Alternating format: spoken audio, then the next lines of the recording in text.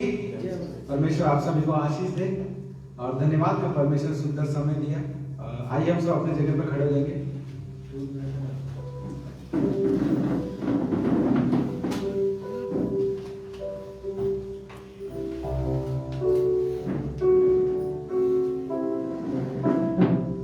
हम सब आनंदित है इस शाम में। परमेश्वर का धन्यवाद। क्यों ना एक दूसरे को बोले परमेश्वर का धन्यवाद कि आज का दिन हम देख सके।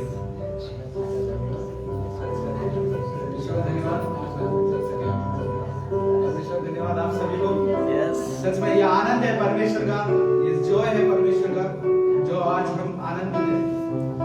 सच में आज अलग ही लग रहा है, मजा आ रहा है ना। तो क्यों ना आइए ऐसे गीतों में जाएंगे, छोटी सी प्रार्थना करें। प्रभु धन्यवाद करते हैं फिर से पिता परमेश्वर प्रभु, आपके करीब आते हैं पिता परमेश्वर प्रभु जी, आपके अनुग्रह पाते हैं। धन्यवाद कि आपने हमारे लिए इस धरती पर आए परमेश्वर प्रभु जी।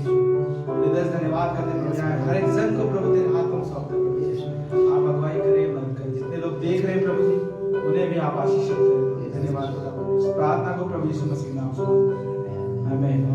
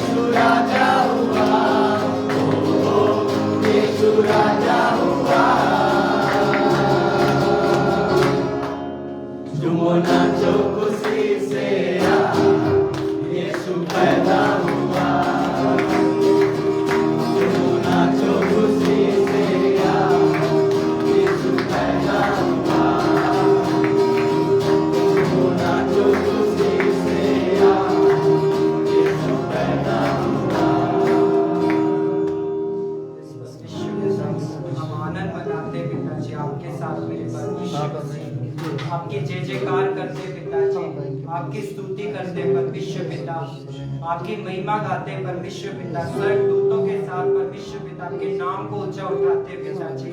हमारे बीच में, हमारे मध्य में आपकी उपस्थिति को मांगते परमेश्वर पिता। धन्यवाद पिताजी समय के लिए पिताजी, सभी लोगों के लिए धन्यवाद परमेश्वर पिता। धन्यवाद मेरे पिताजी, हम आनंद मनाए मेरे परमेश्वर पिता क्योंकि यीशु राजा पैदा हुआ है पिताजी। धन्यवाद मेरे पिताजी, धन्यवाद मेरे परमेश्वर मसीह।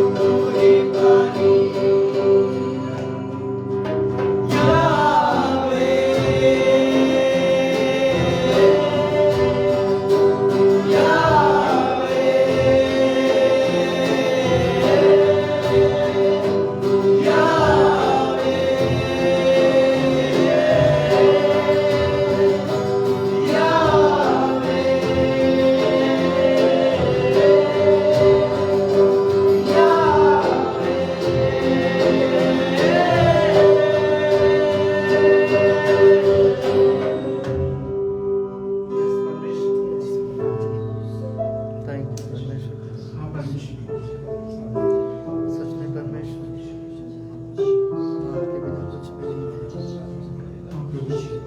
परमेश्वर क्या है हम तेरे बिना परमेश्वर? हाँ परमेश्वर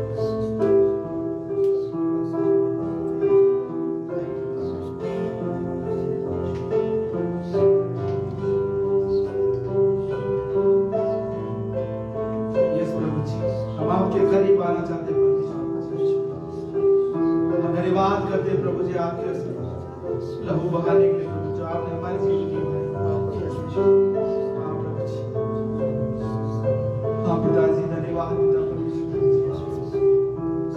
हम घुटनों में आते हैं प्रभु जी, अपने सर को झुकाते हैं।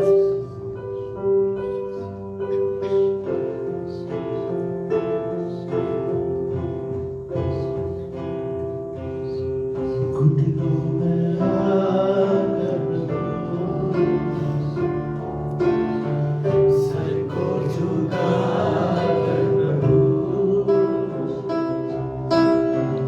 फादर उठाकर सजदा में करता घुटनों में आकर सर को झुकाकर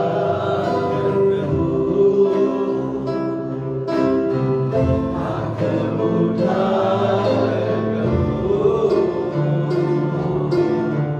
सजदा में करता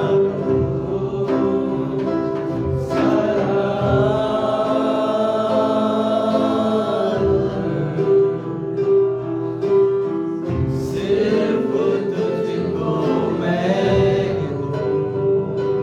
सारी महिमा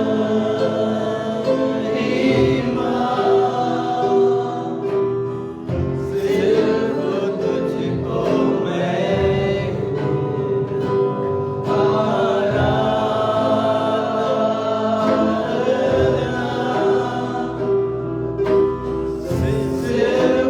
तेरी यावे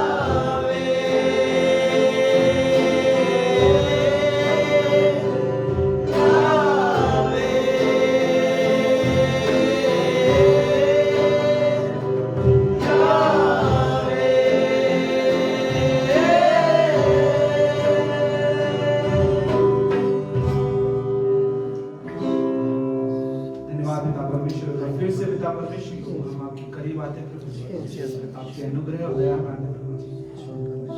हृदय से धन्यवाद करते हैं प्रभु जी, आपके प्रेम दया अनुग्रह हम सभी को तेरे हाथों में देते हैं प्रभु जी। आप अगुवाई करें प्रभु जी, आप मत करें थैंक यू लॉर्ड परमेश्वर। हम सभी को तेरे हाथों में देते हैं प्रभु जी, आप अगुवाई करें आज की सभा में परमेश्वर। दया करना प्रभु जी। इस प्रार्थना को प्रभु यीशु मसीह के नाम से मांगते हैं, आमीन।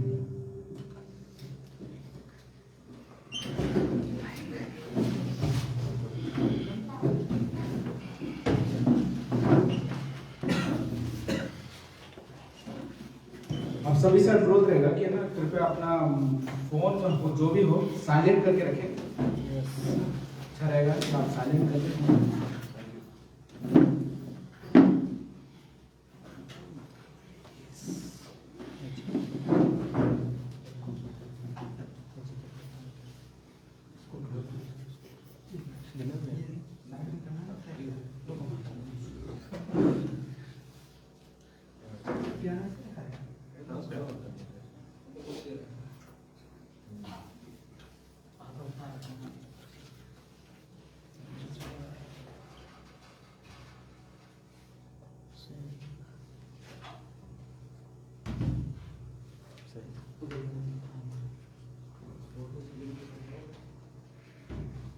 वायर नहीं वायर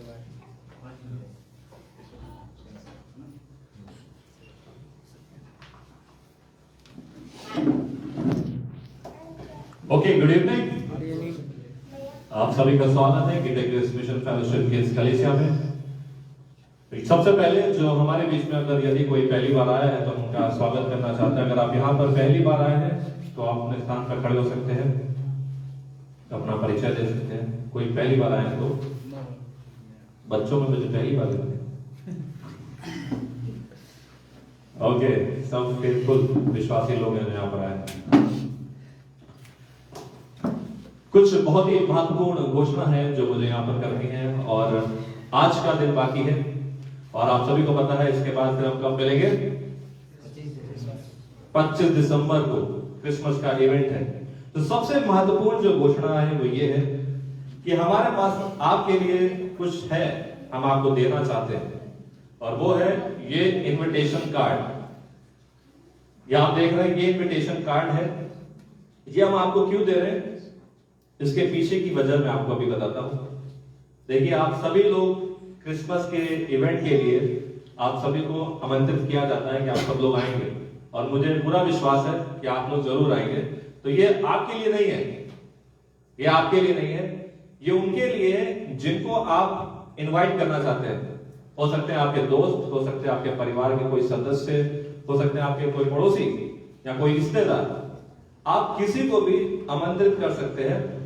ये जो कार्ड देख रहे हैं, ये मैं आप सबको दूंगा जो लेना चाहता है। मेरे पास बहुत सारे हैं, तो जो लेना चाहता है, जितना लेना चाहता है, हमारे पास यहाँ पे टीम है। आप उनके पास जाइए, उनसे बात करिए और वो आपको ये कार्ड दे देंगे।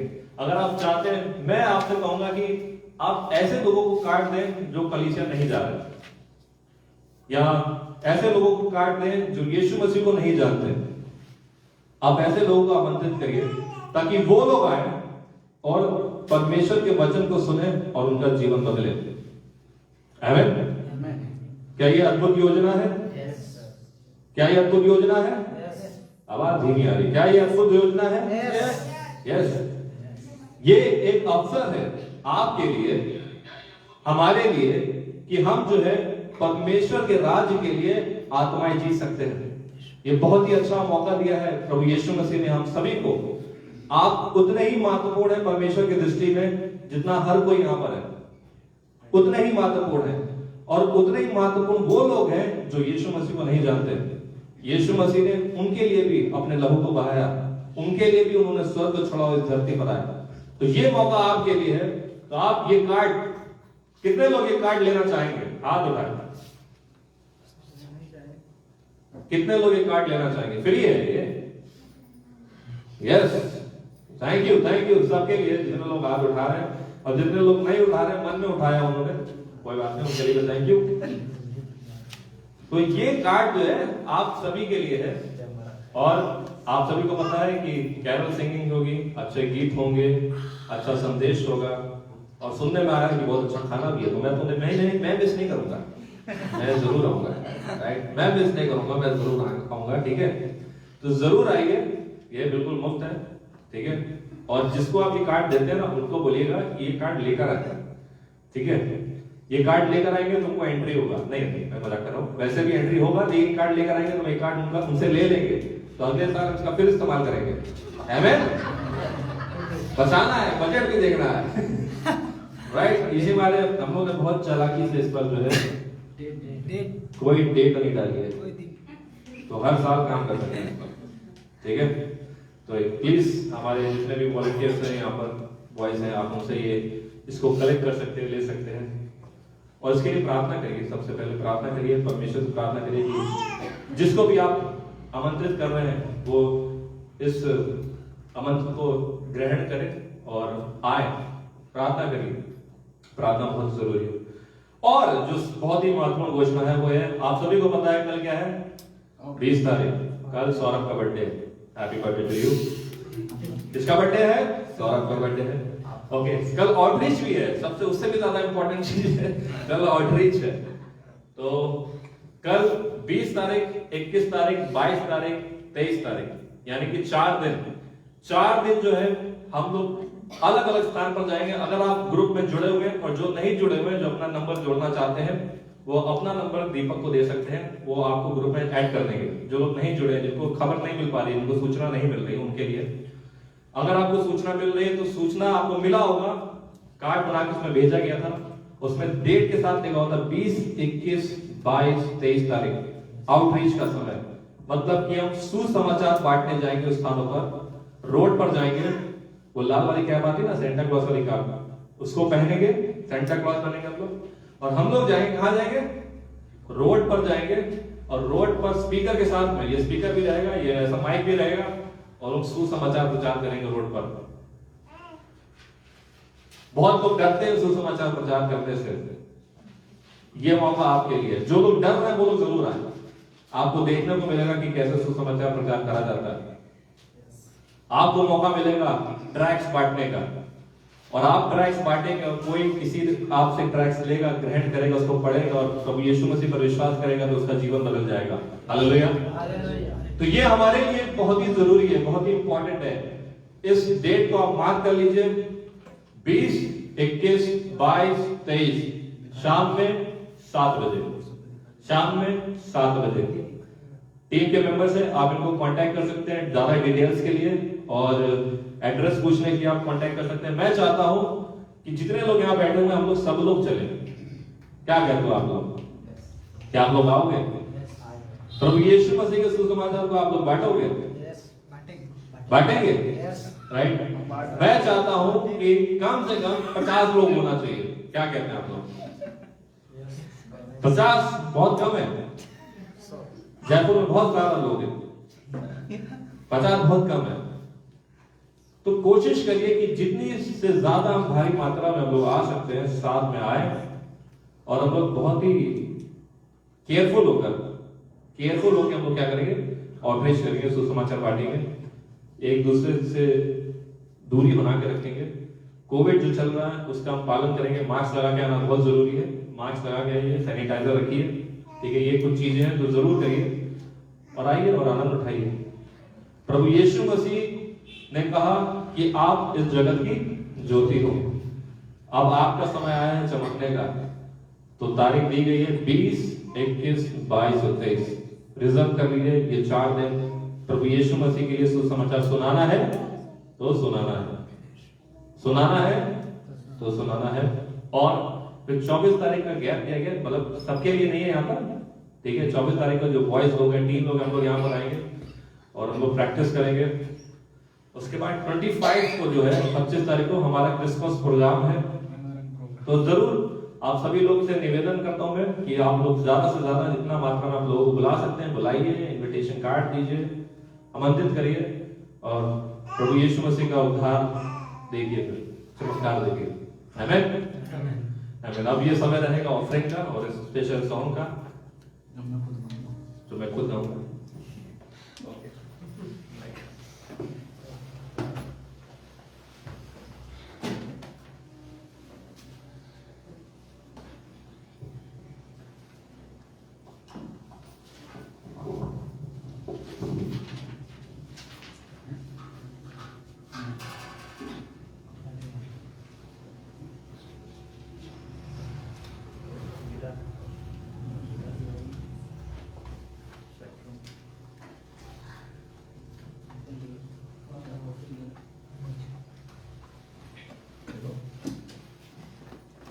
Long time ago.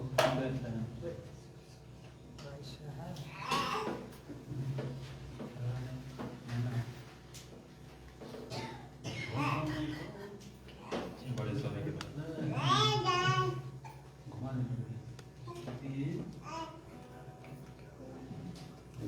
सही है।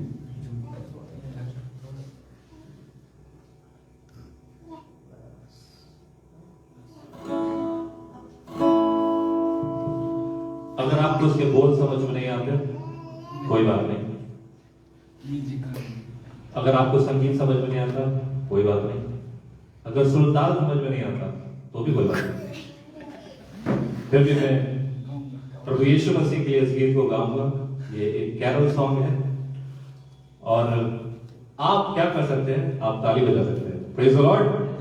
आप ताली बजा सकते हैं, और जितनी जोरदार ताली बजेगी उतनी जोरदार राइट।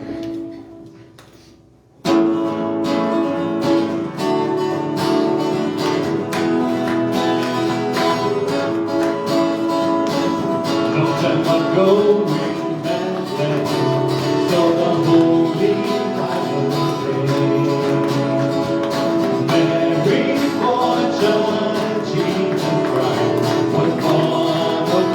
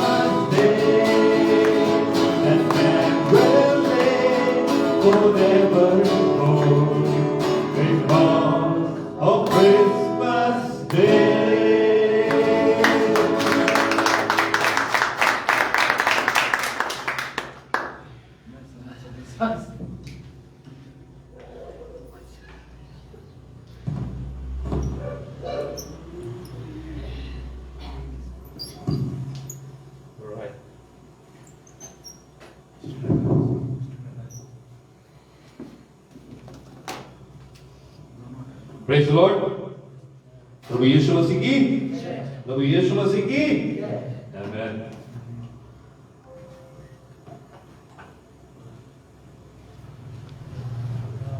संगीत कहता है कि एक नया राजा जो है हमारे लिए उसने जन्म लिया, एक नया राजा, और उसने नए राज्य की शुरुआत करी। आज हमारे बीच में बहुत ही अद्भुत प्रचारक हैं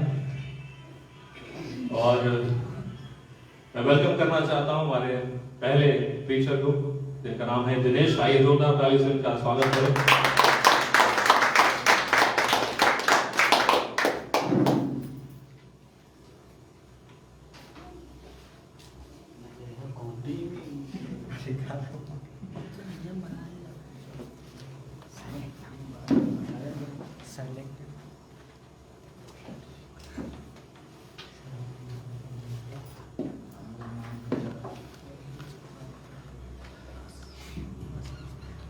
प्रेज़ द लॉर्ड। सभी को जय मसीह की।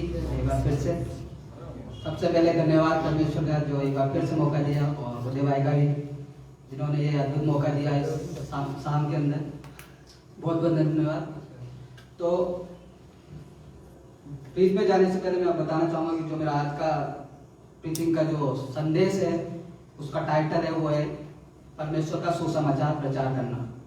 जैसे आज हमने बहुत से सॉन्ग गाए और क्रिसमस का टाइम भी है, तो इसी पे मेरा प्रचार रहेगा कि परमेश्वर के सुसमाचार को हम पहुंचाए लोगों तक।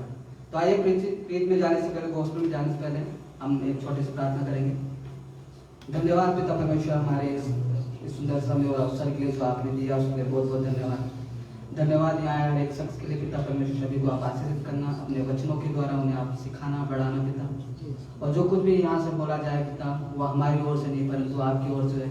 हम सभी को अपनी बुद्धि और अपने ज्ञान से परिपूर्ण करना कि हम उस वचन को सीखने पाए और उस पर चलने पाए, और हम सभी को अपनी बुद्धि और मता से भरना पिता परमेश्वर, ताकि हम सीखने पाए और बढ़ने पाए पिता परमेश्वर। हमारे कानों को अपने, हमारे हृदयों को खोलना पिता, कि हम हमेशा आपके वचनों पर अपने ध्यान को लगा सके प्रभु जी। जैसे वचन में जाते पिता हम सभी की अगुवाई करना पिता, और जो कुछ भी वचन बोला जाए उसमें आपकी महिमा हो। ये विनती और ये प्रार्थना प्रभु यीशु मसीह नाम में। तो हम निकालेंगे मरकुस उसका 16 अध्याय उसका 15वां वचन।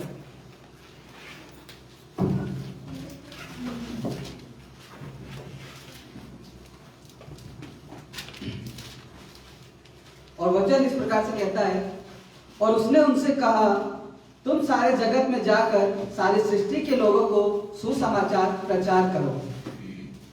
कितनी अद्भुत बात है, जब यीशु मसीह स्वर्गारोहण जा रहे थे तो वहां पे 11 चेले उपस्थित थे और परमेश्वर ने उनको ये आज्ञा दी, और वो कौन सी महान आज्ञा थी कि जाओ और लोगों को बताओ। और क्या बताना है कि हमारे लिए एक पुत्र दिया, उसके जो हमारे लिए हमारे पापों को अपने ऊपर लिया और हमको, ताकि उससे निजात मिल सके। क्योंकि हम सभी के सब, जैसे 53:6 कहता है कि हम सबके सब भटक गए थे, कोई भी धर्मी नहीं था और यहोवा ने हमारे पापों का उसके ऊपर डाल दिया। परमेश्वर चाहता है कि जो सुसमाचार जो हमें मिला है वो लोगों तक बताए, ताकि औरों की भी आत्मा बचाने पाए। और परमेश्वर ने 11 चेलों को नहीं, वरन हम सभी को भी ये आज्ञा दी है कि जाओ और सारी सृष्टि के लोगों को यह सुसमाचार प्रचार करो। उसी प्रकार से हम निकालेंगे प्रेरितों का काम उसका 10:42।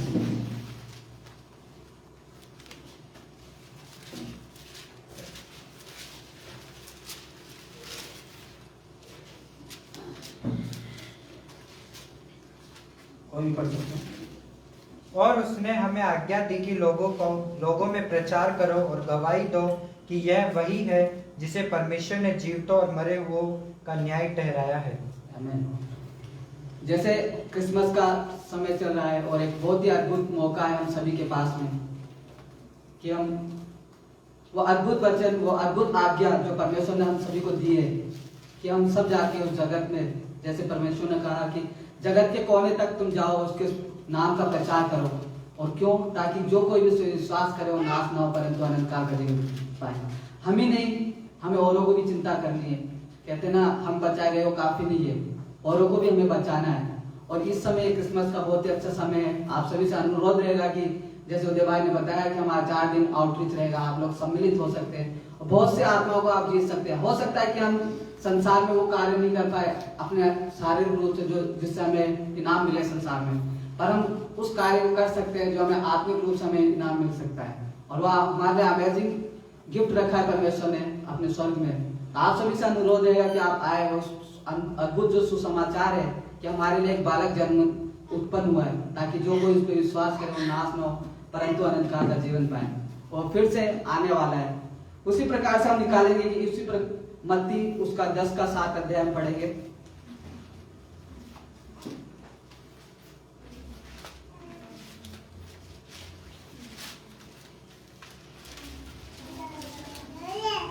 वचन ऐसा कहता है, और चलते चलते ये प्रचार करो, स्वर्ग का राज्य निकट आ गया है। आपको मैं बताना चाहूंगा कि जो पहला सुसमाचार का नया कि मन फिराओ, उसी प्रकार यहाँ पे जो लिखा है 10:7 में, चलते चलते हमें क्या प्रचार करना है कि स्वर्ग का राज निकट आ गया है। और स्वर्ग का राज कौन? स्वयं प्रभु यीशु मसीह। हम देख रहे हैं कि क्रिसमस का उत्सव का समय है, तो हम सभी लोगों को बताना है कि वो खाली एक माँ का बालक ही नहीं परंतु हमारे लिए अनंत जीवन का मार्ग है। और वो एक ऐसा, प्रभु यीशु मसीह खुद कहते हैं, मेरे बिना तुम परमेश्वर के पास, मेरे पिता के पास नहीं जा सकते। तो हमें चलते चलते ये प्रचार करना, आप सभी को उत्साहित करना चाहूंगा कि जो ये क्रिसमस सेशन चल रहा है, जो ये 7 दिन हम अच्छे से सभी लोग मिलकर एक दूसरे को हौसला बढ़ाते हुए, जो भटकी हुई भेड़ है और जिनके पास परमेश्वर का नाम नहीं पहुंचा है, उन तक हम ये सुसमाचार प्रचार कर सकते हैं। और इसका प्रतिफल परमेश्वर हमें जरूर देगा, क्योंकि परमेश्वर कहता है कि वह अन्याय नहीं है कि जो तुम्हारे कार्य को भूल जाए। तो आप सभी से अनुरोध रहेगा कि क्रिसमस के इस समय में आप लोग बढ़ चढ़ के हिस्सा लें। और हमारा ही बचाना काफी नहीं है, औरों को भी बचाया जाए। जैसे हम निकालेंगे यूहन्ना 3:16, उसमें कहता है, परमेश्वर ने जगत से ऐसा प्रेम किया कि उसने अपना इकलौता पुत्र दे दिया, ताकि जो कोई उस पर विश्वास करे वो नाश ना हो परंतु अनंत काल का जीवन पाए। और वो पुत्र हमारे जीवन में रोज उत्पन्न होता है, बस हमें ईमान लाना है, अपना विश्वास लाना है।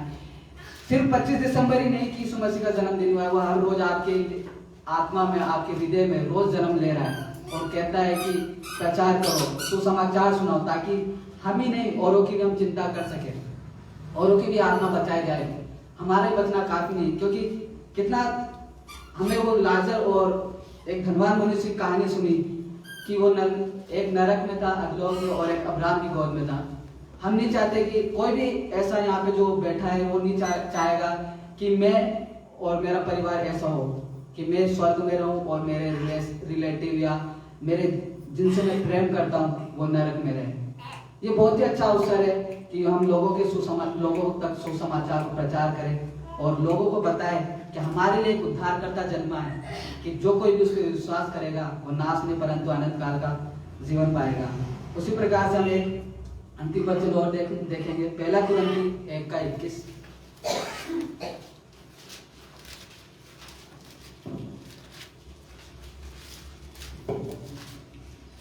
क्योंकि वचन इस प्रकार से कहता है, क्योंकि जब परमेश्वर के ज्ञान के अनुसार संसार ने ज्ञान से परमेश्वर को न जाना, तो परमेश्वर को यह अच्छा लगा कि इस प्रचार को मूर्खता के द्वारा विश्वास करने वालों को उद्धार दे। कितना ही अद्भुत बात है कि परमेश्वर जब जगत में आया, लोगों ने उसके ऊपर विश्वास नहीं किया, उसके ऊपर लोगों ने ताड़ना दी, उसके ऊपर थूका, उसको गाली गलौज करी, परंतु उसने मुड़कर एक भी जवाब नहीं दिया। और परमेश्वर चाहता है कि संसार की उन मूर्खों को उन्होंने चुन लिया कि वो, हमने पिछली बार सौरभाई के वचन से सीखा था कि परमेश्वर ने जगत के मूर्खों को चुन लिया कि वो बुद्धिमानों को लज्जित करे। इसलिए परमेश्वर ने हम सभी को भी चुना है कि जो उसने लोगों ने जो उसका तिरस्कार किया है, जो उसके ज्ञान को नहीं जाने, उन तक हम सब जाए और उसके वचन को लेकर जाए, ताकि वो समझ सके और अपने मन का फिराव कर सके, और जो मन फिराव का जो, ताकि उनकी आत्मा भी बचाने जाए। मैं चाहता हूँ कि ये क्रिसमस जो उत्सव चल रहा है, आप सभी से फिर से एक बार अनुरोध रहेगा कि आप 4 दिन जो हमारा आउटरीच रहेगा, आप लोग सम्मिलित हुए, बहुत ही आनंद का समय रहेगा। आपके दिल को तसल्ली मिलेगी, रात को आप सोचोगे कि हाँ, मैंने आज परमेश्वर के लिए कुछ करा है। रोज हम मेहनत करते हैं, बहुत जरूरी है वो शरीर के लिए भी और परिवार के लिए, पर ये बहुत ही अच्छा मौका है कि हम परमेश्वर के लिए भी कुछ करें। और आप सभी से यही रिक्वेस्ट रहेगा कि जो परमेश्वर ने हमें महान आज्ञा दी है, जाओ लोगों तक बताओ उसके सुसमाचार को, उसके प्रेम को, कि उसने अपना इकलौता पुत्र दे दिया ताकि जो कोई उसको विश्वास करे वो नाश ना हो परंतु अनंत काल का जीवन पाए। और वो फिर से आने वाला है ये हमको ले जाने, इसलिए हम सभी को उस कार्य के लिए जो परमेश्वर ने हमें दिया है हमेशा तैयार रहना चाहिए। धन्यवाद।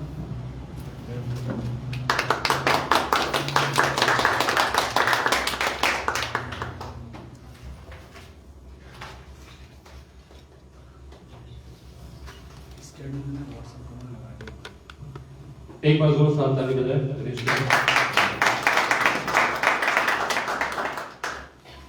सुसमाचार प्रचार करना हमारे जीवन का मकसद ही नहीं, बल्कि ये हमारी जीवन शैली है। हमें सिर्फ एक ही दिन नहीं सुसमाचार प्रचार करना है, या 20, 21, 22, 23 को ही नहीं, बल्कि ये हमारे जीवन का ये स्वभाव होना चाहिए कि हर समय मैं उठूं तो ये कहूं कि मैं कौन है जो यीशु मसीह को नहीं जानता और मैं उसको सुसमाचार जो सुनाऊंगा। मेरे साथ बोलेंगे लूका की किताब 1 अध्याय और 5 से 20 वचन तक कोई भी जोर आवाज में पढ़ सकते हैं। पढ़ने से पहले मैं आपको बताना चाहता हूं कि जैसे आप सभी को पता है कि हम लोग ये प्री क्रिसमस सभा आज जो है हम लोगों ने आयोजित करी है, मतलब कि यीशु मसीह से पैदा होने से पहले, यीशु मसीह से पैदा होने से पहले आप सभी को पता होगा कि बाइबल में 2 भाग्य हैं। आप सभी को पता होगा बाइबल में 2 भाग हैं, मालूम है? आज मैं आपकी थोड़ी जनरल नॉलेज टेस्ट करूंगा, तो सब लोग तैयार हो जाइए। बाइबल में कौन कौन से 2 हिस्से हैं? आवाज नहीं आई। नया नियम और पुराना नियम। जो बाइबल कॉलेज स्टूडेंट है, कृपया करके आप लोगों को म्यूट किया जाता है, ठीक है?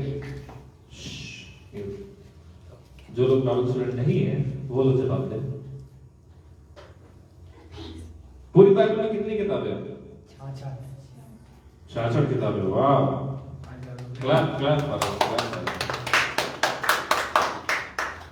पुराने नियम में कितनी किताबें? 39। Very good. अच्छा, बाइबल को कितनी भाषा में लिखा गया? 3 भाषा में। कौन कौन सी भाषा? यूनानी, अरामी,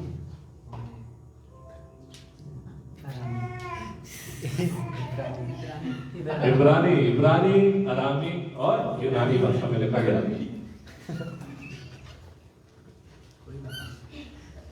ओके, अब मैं नाम लेके बोलूंगा कि आपको बताना पड़ेगा कि मैं ऐसे उंगली करूंगा, आपको खड़ा होना होगा। नहीं, मजाक कर रहा हूं, जस्ट किडिंग। ओके, बाइबल में दो हिस्से हैं, जैसे पुराना नियम है और एक नया नियम है। पुराने नियम जब खत्म होता है तब हमें देखने को मिलता है कि परमेश्वर जो है वो 400 साल तक शांत है, लेकिन ये बच्चा शांत नहीं है।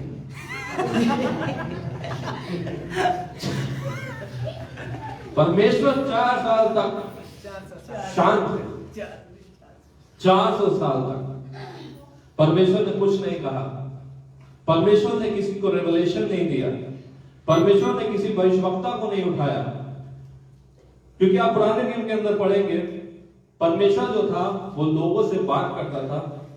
जलती झाड़ियों में आता है, निर्गमन की किताब में 30 अध्याय में, और देखिए मूसा से बात करता है।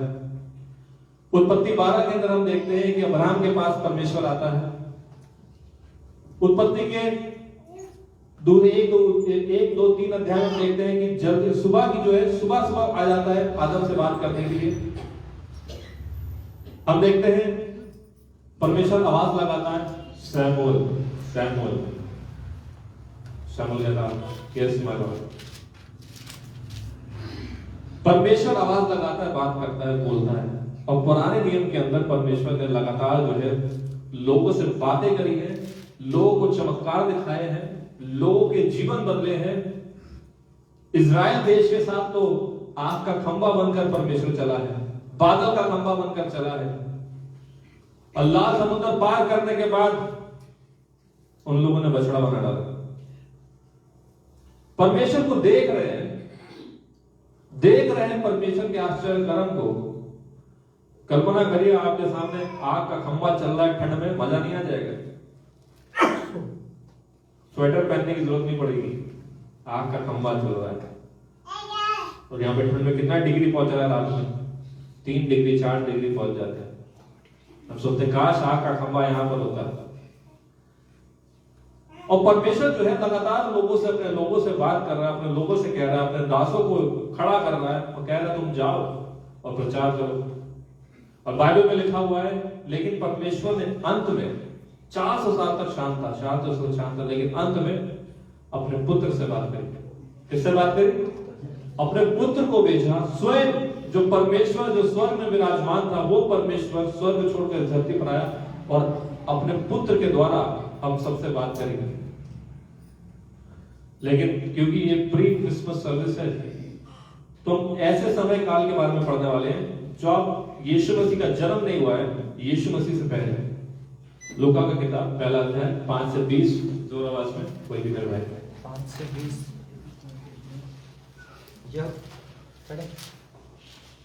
यहूदिया के राजा हेरोदेस के समय अबिया के दल में जकरिया नाम का एक याजक था और उसकी पत्नी हारून के वंश की थी, जिसका नाम इलिशिबा था। वे दोनों परमेश्वर के सामने धर्मी थे और प्रभु की सारी आज्ञाओं और विधियों पर निर्दोष चलने वाले थे। उनके कोई भी संतान न थी, क्योंकि इलिशिबा बांझ थी और वे दोनों बूढ़े थे।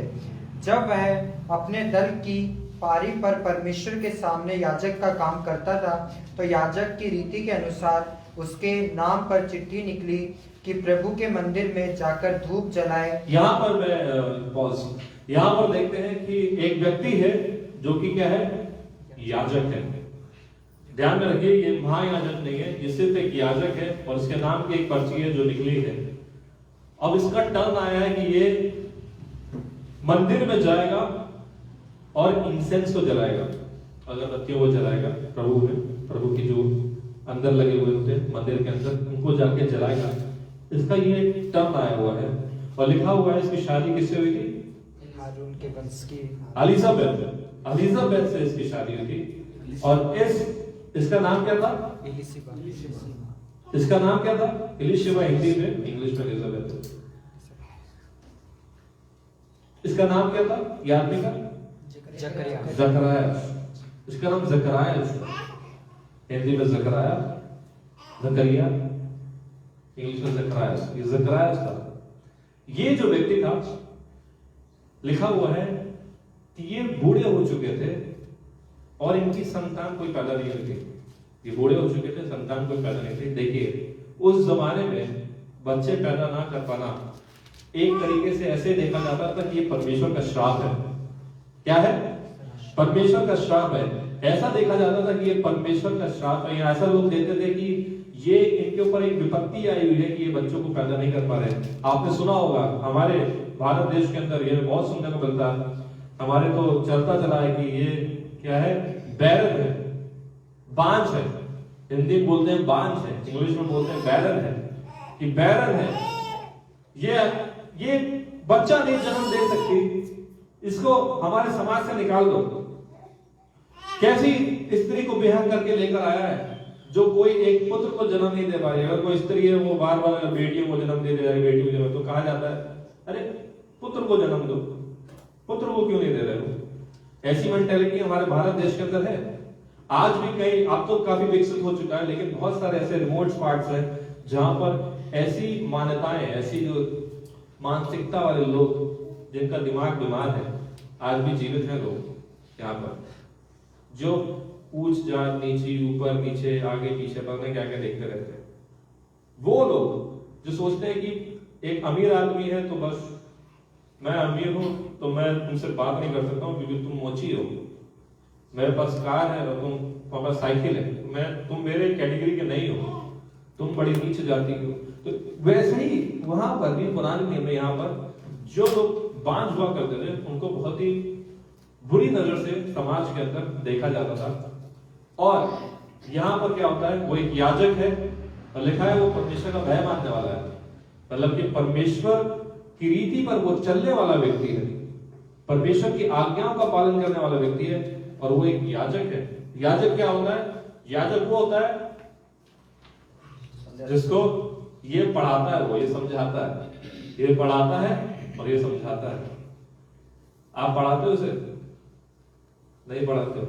समझाते हो किसी को? नहीं समझाते। जो भी कंक्लूजन जो है एंड में देखेंगे डिस्कस को। तो यहाँ पर ये व्यक्ति है जो कि याजक है, और ये इसका टर्न आया है मंदिर में जाने का। आगे धूप जलाने के समय लोगों की सारी मंडली बाहर प्रार्थना कर रही थी। उस समय प्रभु का एक स्वर्गदूत धूप की वेदी की दाहिनी ओर खड़ा हुआ उसको दिखाई दिया।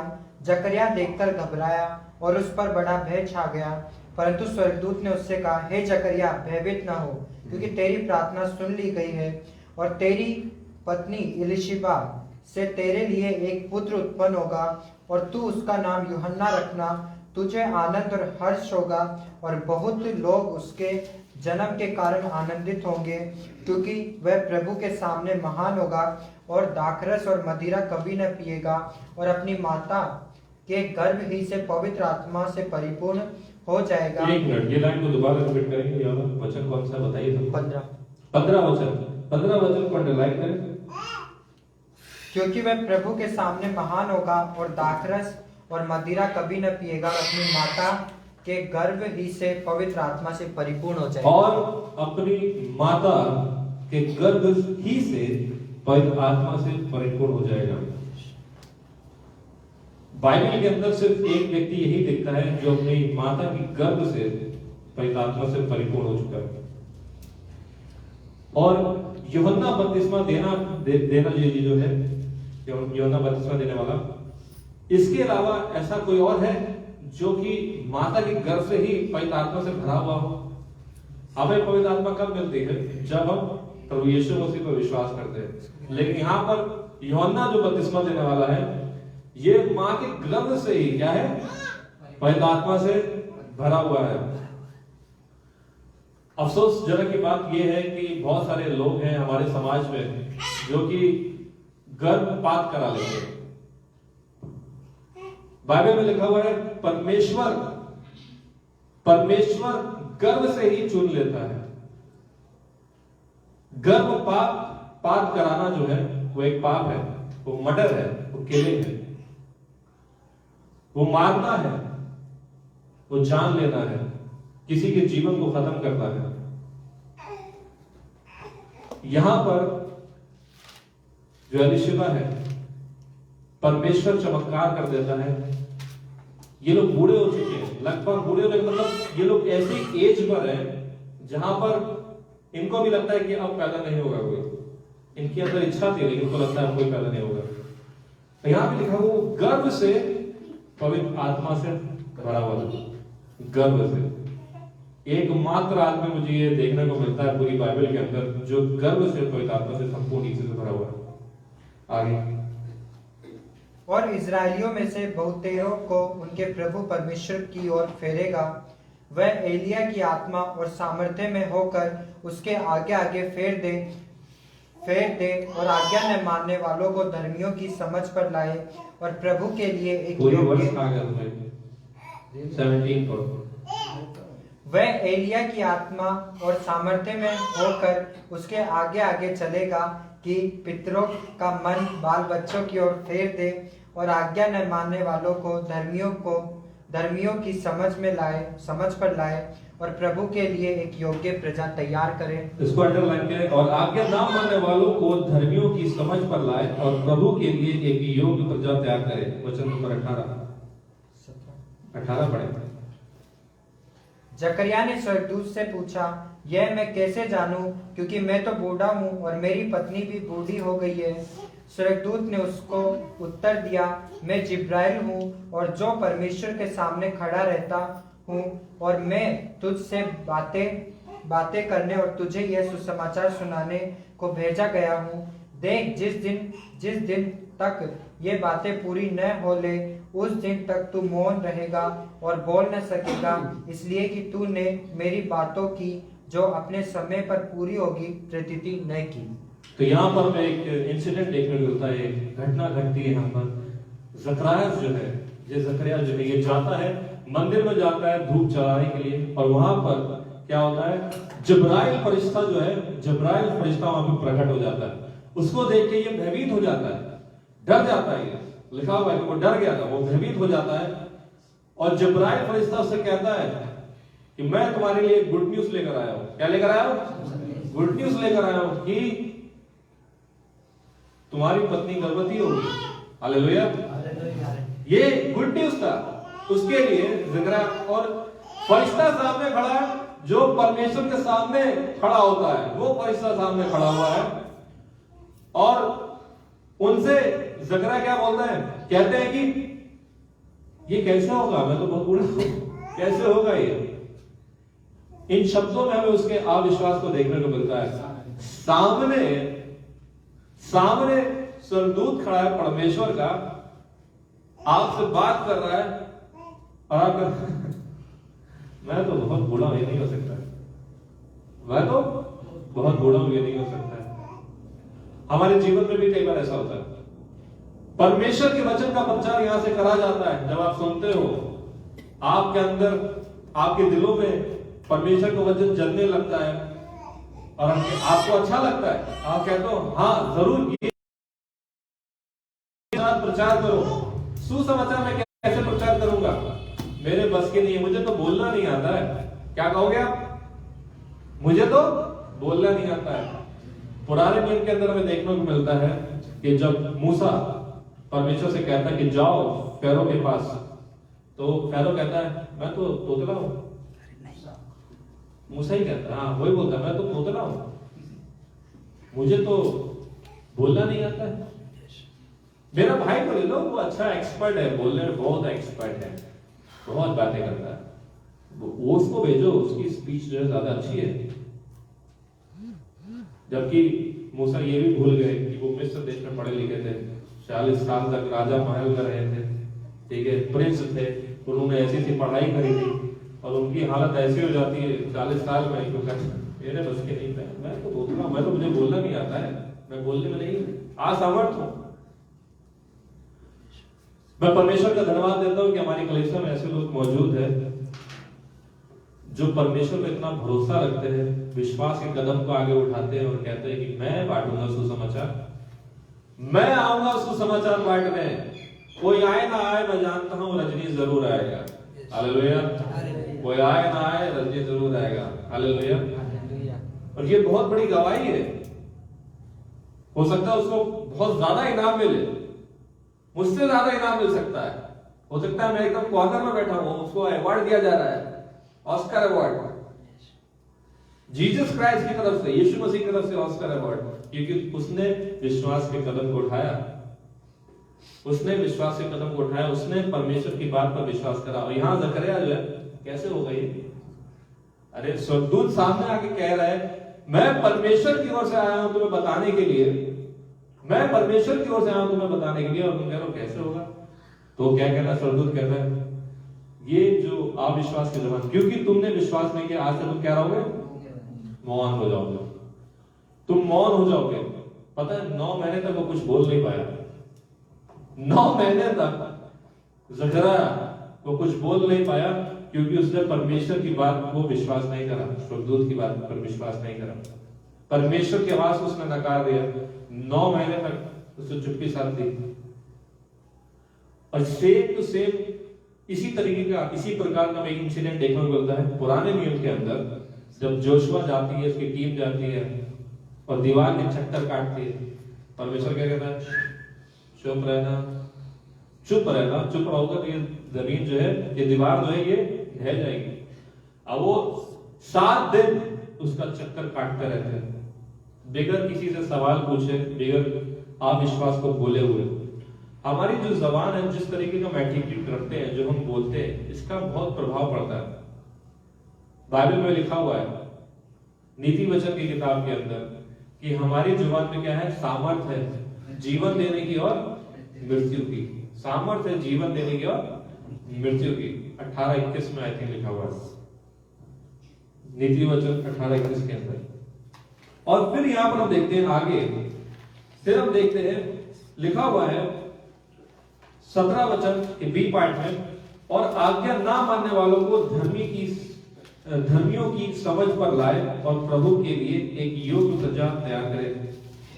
मेरा जो आज का संदेश का जो शीर्षक था वो ये है कि आप प्रभु की प्रजा को तैयार करो।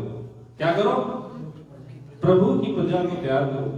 अभी यहां पर यीशु मसीह ने जन्म नहीं लिया है, लेकिन ये व्यक्ति आया है प्रभु की प्रजा को तैयार करने, अधर्मियों को धर्मी मार्ग दिखाने आया है, कि प्रभु के लोगों को तैयार करने आया है।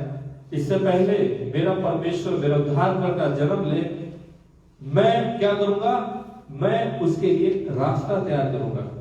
ये फोररनर था, ये पहले आया, यीशु मसीह से पहले आया लोगों को तैयार करने के लिए। और लिखा हुआ है यहां पर, और मैं तुझसे बातें करने और तुझे यह सुसमाचार सुनाने को भेजा गया हूं। ये जिब्राइल ने कहा उससे कि मैं तुम्हें यहां पर आया हूं सुसमाचार सुनाने के लिए, इतना अच्छा गुड न्यूज मैं तुम्हें देने के लिए आया हूं। देख, जिस दिन तक ये बातें पूरी ना हो ले, उस दिन तक तू मौन रहेगा और तू बोल ना सकेगा, इसलिए कि तूने मेरी बातों की जो मैंने अपने समय पर पूरी होगी प्रतिज्ञा ना की। लोग जकरिया की बाट देखते रहे और अचंभा करने लगे कि उसे मंदिर में इतनी देर क्यों होने लगी। बाहर जो लोग थे, इंतजार कर रहे थे, जो प्रार्थना कर रहे थे, वो लोग क्या सोच रहे थे कि जकरिया को इतना समय क्यों हो गया, ये अभी तक बाहर क्यों नहीं आया। और जैसे ही वो बाहर आता तो कुछ बोल नहीं पाता, तो इशारा करने लगता है, साइन लैंग्वेज दिखाने लगता है, इससे इससे ऐसा हुआ था, एंजल देखा था मैंने, साइन लैंग्वेज करने लगता है। 9 महीने तक उसकी बोलती बोल रही, चुप रहा। अगर हम ये यूहन्ना बपतिस्मा देने वाले के जीवन को देखते हैं, लिखा है ना वो दाखरस पीने वाला था, वो क्या था? सिर्फ टिड्डी पे रहता था। क्या खाता था? हनी और शहद और टिड्डी, शहद और सिर्फ टिड्डी खाता। कहेंगे ये कैसी डाइट है? बहुत हेल्दी डाइट होगी शायद उस टाइम पर। शहद और टिड्डी खाने वाला था और सब बुरी बातों से वो दूर था। और वो क्या प्रचार कर रहा था? अपने लोगों की प्रजा को तैयार कर रहा था। कह रहा था रिपेंट। क्या प्रचार कर रहा था? मन फिराओ क्योंकि परमेश्वर का राज निकट है। मन फिराओ क्योंकि परमेश्वर का राज निकट है। आज आपको मुझको यही सेवकाई सौंपी गई है, जो सेवकाई ये यूहन्ना बपतिस्मा देने वालों को सौंपी गई थी कि प्रभु की प्रजा को तैयार करो। परमेश्वर आज आपसे कहता है प्रभु की प्रजा को तैयार करो। कैसे तैयार करेंगे? अगर आउटरीच नहीं जाएंगे तो कैसे तैयार करेंगे? अगर चर्च में नहीं आएंगे तो कैसे तैयार करेंगे? अगर प्रार्थना सभा में नहीं आएंगे तो कैसे तैयार करेंगे? जाओ प्रभु की प्रजा तैयार करो। एक समय था जब यीशु मसीह मेमने के रूप में आया था और यूहन्ना बपतिस्मा देने वाले को ये जिम्मेदारी सौंपी गई थी कि वो प्रभु की प्रजा को तैयार करेगा। और एक समय है जब हमें पवित्र आत्मा की सामर्थ से भरा गया है संपूर्ण रीति से, जब हमें बाइबल हमारे हाथों में, हमारे पास एडवांटेज है, उसके पास ये नहीं था, नया नियम नहीं था, हमारे पास पूरी कंप्लीट बाइबल है, हमें पवित्र आत्मा की सामर्थ से भरा गया है। और ये समय है जब दोबारा यीशु मसीह आने वाले हैं एक राजा के जैसे, एक राजा के समान, एक सिंह के समान। तब यूहन्ना बपतिस्मा देने वाला लोगों की प्रजा को तैयार कर रहा था, प्रजा को तैयार कर रहा था और कह रहा था मन फिराओ और अपने पापों को मान लो, क्योंकि जो स्वर्ग का राज्य है वो क्या है? निकट है। और वही सेवकाई आज आपको और मुझे सौंपी गई है कि सुसमाचार प्रचार करो। 20, 21, 22, 23, 20, 21, 22, 23 शाम में 7 बजे प्रभु की प्रजा को तैयार करो। क्या करो? प्रभु की प्रजा को तैयार करो। यूहन्ना बपतिस्मा देने वाला, इसके जीवन में बुलाहट थी और उसने अपनी बुलाहट को पूरा करा। क्या हम अपने बुलाहट को पूरा करेंगे? हमारे साथ टीम में हमारे लोग हैं, हम लोग अपनी बुलाहट को पूरा कर रहे हैं। हमारे जो पासवान है वो अपनी बुलाहट को पूरा कर रहे हैं। मुझे पता है कि वो बीमार भी है, मुंबई में है, लेकिन तब भी वो सुसमाचार बांट रहे होंगे। अगर वो डॉक्टर के पास होंगे ऑपरेशन के समय में भी वो सुसमाचार को बांट रहे होंगे। मैं जानता हूं वो अपनी बुलाहट को पूरा कर रहे हैं, वो परमेश्वर की प्रजा को तैयार कर रहे हैं। क्या आप परमेश्वर की प्रजा को तैयार कर रहे हैं? हमारे जीवन का मकसद यही है कि आप परमेश्वर की प्रजा को क्या करें? तैयार करें। लिखा हुआ है ये बचपन से पवित्र आत्मा से संपूर्ण रीति से भरा हुआ था और आप गर्व से नहीं भरा हुआ था। और आज आप भी प्रभु यीशु मसीह में है, प्रभु यीशु मसीह में, तो आपके पास भी पवित्र आत्मा है और आप भी संपूर्ण रीति से पवित्र आत्मा से भरे हुए हैं। आपको क्या करना है? परमेश्वर की प्रजा को क्या करना है? तैयार करना है। यह जीवन का मकसद है, आपके जीवन का मकसद है। आगे आप देखते हैं 67 वचन में, 67 जब इसका मुंह खुल जाता है, पहली बार जब जकरयाह का मुंह खुलता है, जब यूहन्ना बपतिस्मा देने वाला का जन्म हो जाता है, पहली बार मुंह खुलता है तो क्या बोलता है? उसका पिता जकरयाह पवित्र आत्मा से परिपूर्ण हो गया और भविष्यवाणी करने लगा, प्रभु इस्राएल का परमेश्वर धन्य हो, क्योंकि उसने अपने लोगों पर दृष्टि की और उनका छुटकारा किया है और अपने सेवक दाऊद के घराने में हमारे लिए एक उद्धार का सिर निकाला, जैसा उसने अपने पवित्र भविष्यवक्ताओं के द्वारा जो जगत के आदि से होते आए हैं कहा था, अर्थात हमारे शत्रुओं से और हमारे सब बैरियों के हाथ से हमारा उद्धार किया है, कि हमारे बाप दादाओं पर दया करके अपनी पवित्र वाचा का स्मरण करे और वह शपथ जो उसने हमारे पिता अब्राहम से खाई थी कि वह हमें ये देगा कि हम अपने शत्रुओं के हाथ से छूटकर उसके सामने पवित्रता और धार्मिकता से जीवन भर निडर रहकर उसकी सेवा करते हैं। यहाँ पर हमें देखने को मिलता है जब पहली बार यूहन्ना बपतिस्मा देने का मुंह खुलता है तो ये आराधना करने लगता है। हालेलुया। ये परमेश्वर का धन्यवाद करता है, भविष्यवाणी करने लगता है और संपूर्ण रीति से पवित्र आत्मा से भर जाता है और कहता है कि परमेश्वर का धन्यवाद हो, परमेश्वर का धन्यवाद हो। और ये लिखा है कि भविष्यवाणी करने लगता है। हम जब सुसमाचार बांटते हैं, आप पता आप क्या करते हैं? आप भविष्यवाणी करते हैं। आप कहेंगे हैं ये कैसे होता है? बाइबल में यूनानी भाषा में जो शब्द इस्तेमाल हुआ है प्रोफेसी का, यानी कि भविष्यवाणी का, बाइबल में जो शब्द है वो है प्रोफेटिया। क्या शब्द है? प्रोफेटिया, जिसका मतलब होता है fourth telling the Bible. Fourth telling the Bible मतलब कि बाइबल का प्रचार करना। किसका प्रचार करना?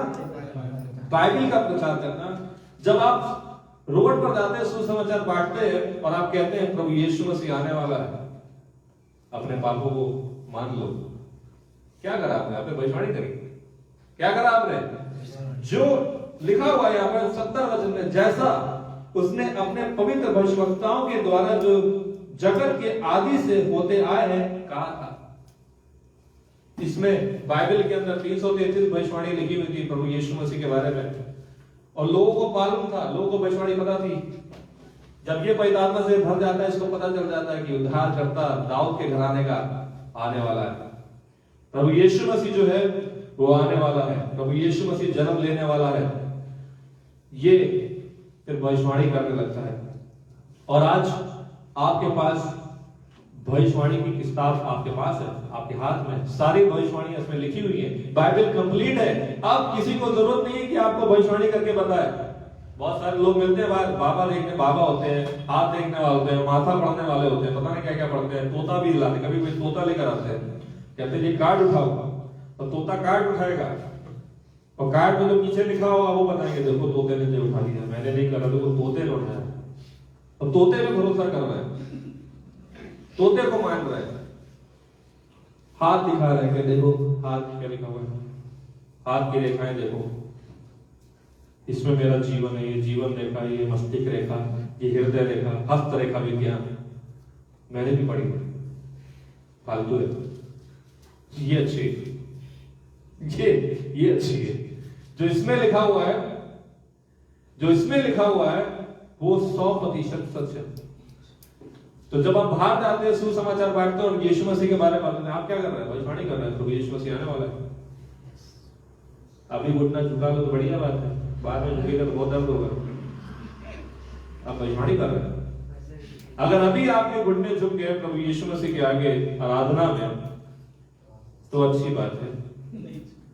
नहीं तो उसमें बाइबल में क्या लिखा है मालूम है ना? क्या लिखा हुआ है? बहुत बढ़िया जगह तैयार करी गई है, ऐसी आग है। अगर सिर्फ आपको मैं बताऊं, एक दिल से एक बात बताना चाहता हूं, अगर आपको सिर्फ इतना सा पता चल जाए कि प्रभु यीशु मसीह ने आपके लिए क्या किया है, आप जिंदगी भर सुसमाचार प्रचार करते रहोगे। मैं फिर से कह रहा हूं, अगर आपको सिर्फ इतना सा अंदाजा लग जाए कि यीशु मसीह ने आपके लिए करा क्या है, किस चीज से आपको बचाया है, तो जिंदगी भर मुंह जो खुलेगा तो आराधना करने के लिए ही खुलेगा, उसकी स्तुति करने के लिए ही खुलेगा। अपना संपूर्ण जीवन आप उसके नाम लिख दोगे अगर आपको पता चल जाए। एक बार अगर वो जगह दिखा लाए, काश ऐसा होता कि अगर वो जगह दिखा लाते, जो जगह बनी है स्वर्गदूतों गिराए स्वर्गदूतों के लिए जिसको बनाया गया, उस जगह को सिर्फ ऊपर से एक बार दिखा दिया जाता, एक बार देख ले भाई इससे बचाया गया। तो आप इस बात को मजाक में बिल्कुल ही मत लीजिए। परमेश्वर को मनुष्य रूप धारण करके अपना लहू बहाना पड़ा ताकि आपको उस जगह से बचाया जाए। अब आप सोचिए अपने परिवार के बारे में, जो अविश्वासी है, जो प्रभु यीशु मसीह को नहीं जानते, जिनका जीवन नष्ट हो जाएगा अगर आप सुसमाचार नहीं सुनाएंगे। तो आपके घर में आपके पति हो सकते हैं, आपकी वाइफ हो सकती है, आपके माता पिता हो सकते हैं, आपके बच्चे हो सकते हैं, आपके पड़ोसी हो सकते हैं, जिनसे आप बहुत प्रेम करते हो, लेकिन वो प्रभु यीशु मसीह को नहीं जानते क्योंकि आपने सुसमाचार नहीं सुनाया। तो आप उनको ऐसी जगह पे जाते हुए देखेंगे जिसका पछतावा आपको इतना रहेगा मैं क्या भी नहीं सकता। हालांकि बाइबल में लिखा हुआ है कि परमेश्वर सब आंसुओं को पोंछ देगा। आंसुओं को पोंछने का मतलब क्या है? परमेश्वर को आपकी मेमोरी वाइप करनी पड़ेगी ताकि आपको स्वर्ग में याद ना रहे कि आपने किसको खो दिया। प्रकाशित वाक्य किताब में लिखा हुआ है कि परमेश्वर हर आंसुओं को पोंछ देगा। अगर मुझे याद रहेगा कि मेरे घर वाला व्यक्ति जो है वो नरक में गया हुआ है, वो नरक कैसी जगह है जहां पे अनंत काल की सजा है, अगर सिर्फ मुझे अगर पता है तो मैं कैसे खुश रह सकता हूं? परमेश्वर मेमोरी वाइप कर देगा कि आपको याद ही नहीं रहेगा। तो इसीलिए अगर एक झलक आप देख ले, लिखा हुआ है ना, बाइबल में लिखा हुआ है, taste and see that the Lord is good. चक्कर देखो कि प्रभु जो है भला है। आपको कदम उठाना है, आप कदम उठाएंगे सुसमाचार के लिए, आप परमेश्वर की प्रजा को तैयार करेंगे। ये आपको दिया गया, ये आपको सौंपी गई है। जैसे यूहन्ना बपतिस्मा देने वाले को सौंपा गया था कि तुम परमेश्वर के मार्ग को तैयार करोगे, वैसे ही हमें क्या करना है? परमेश्वर की प्रजा को तैयार करना है, सुसमाचार बांटना है। मत भूलिए ये डेट 20, 21, 22, 23। घर में प्रार्थना करिए, आप लोग अपने परिवार के साथ बैठिए, प्रार्थना करिए।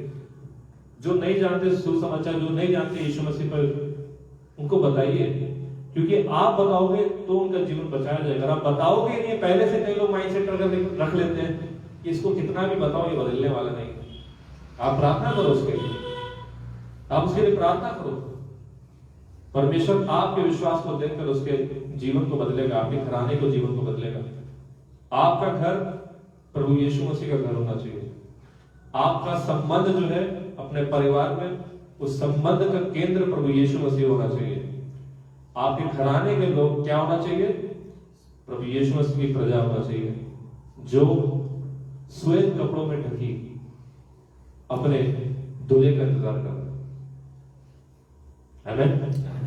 तो आइए हम सब प्रभु की प्रजा को तैयार करने का निर्णय लें और आउटरीच में आए भारी मात्रा में। मैं सभी से निवेदन करूंगा कि आप सब लोग, चाहे लेडीज हो, जेंट्स हो, सबको मैं बोल रहा हूं, सब लोग आप लोग आए, ट्रैक्स बांटें, सुसमाचार बांटें।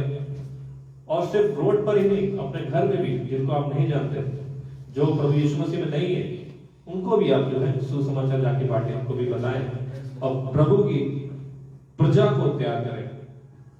कलीसिया में आने ना छोड़े, लगातार आते रहिए और परमेश्वर की उपस्थिति का आनंद उठाते रहिए। आमीन। आइए हम सब प्रार्थना करें, मैं सर को झुकाएं। परमेश्वर, हम प्रार्थना करते हैं प्रभु, एक बार फिर आपके चरणों में आते हैं, धन्यवाद करते हैं प्रभु, जो कुछ भी हमने